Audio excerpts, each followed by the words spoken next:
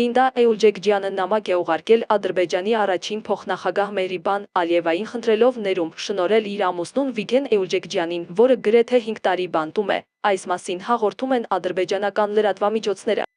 Նամակում նա մանրամասն նկարագրում է ընտանիքի դժվարին վիճակը, ամուսինը չի կարողացել հրաժեշտ տալ մահացած մորը, իսկ իր մայրը ներկայումս պայքարում է քաղցկեղի դեմ։ Բանտարկյալի կինը շեշտում է, որ ներումը կլինի կարեկցանքի դրսևորում, որը թույլ կտա ընտանիքին վերամիավորվել և նրանց հորը վերադառնալ երեխաների մոտ։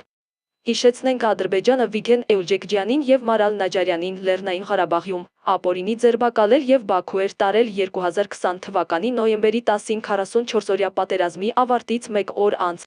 2021 թվականին Մարալ Նաջարյանն ազատ էր արձակվել, սակայն Վիգեն Էուլջեքջյանը մինչ օրս շարունակում է ապօրինի պահվել Բաքվի բանտում։ Բաքվի դատարանը շինծու դատական նիստի արդյունքներով նրան դատապարտել է 20 տարվա ազատազրկման։ Նշենք նաև, որ Ադրբեջանի վերջերս հայտարարված համաներման մասին հայտարարությունը վերաբերում է մինչև 20,000 բանտարկյալների և կարող է ներառել նաև Վիգեն Էուլջեքջյանին, ինչը ընտանիքին է ներշնչում։